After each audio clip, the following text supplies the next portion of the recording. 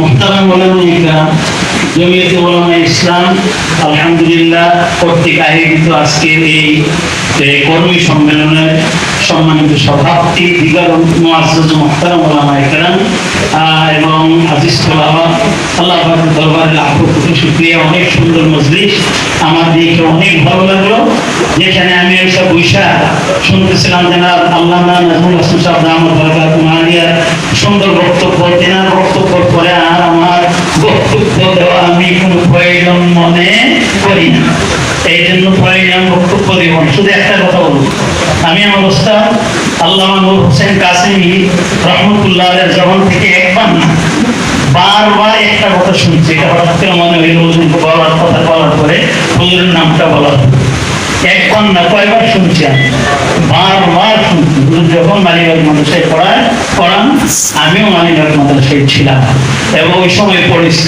এবং এই যে বাড়িধারা মাদ্রাসা, আলহামদুলিল্লাহ আমার মাথায় মাটি বোঝা হয়ে মাটি কেটে মাথায় বোঝা বসে বসে হুজুরের সামনে আমি বলেছিলাম এই জাল করতে আসছে, এই মাদ্রাসা করেছিলাম। হুজুরের এত কাছে কাছে একটা কথা আমি বারবার শুনছি।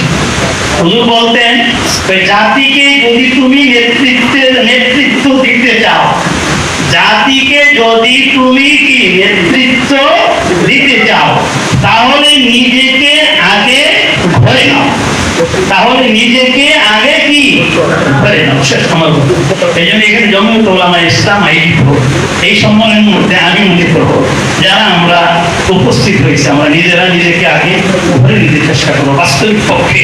আর ধরে নিতে হইলে আল্লাহওয়ালাদের সোহবতে থাকতে হবে। আল্লাহওয়ালাদের সোহবতে থেকে নিজেকে ধরে নিব, তাহলে নিজের কাজ বাস্তবিক পক্ষে ইখলাসের সহিত হইবে। অন্যথায় কি হবে, সেই কাজের মধ্যে নিয়ে থাকবে, মারামারি হবে, কাটাকাটি হবে, হিংসা হবে, বিদ্বেষ হবে। আমার উস্তাদের কথা আমি অনেক সুন্দর অনুধাবন করেছিলাম এখানে, যে বাস্তব কথা এইটি আসতে প্রয়োজন। এই জন্য এই কথাটা আপনাদের তুলে ধরলাম। কি বললাম, যদি জাতিকে নেতৃত্ব দিতে চাও, তাহলে নিজেকে আগে হয়ে নাও। আলহামদুলিল্লাহ রাব্বিল আলামিন।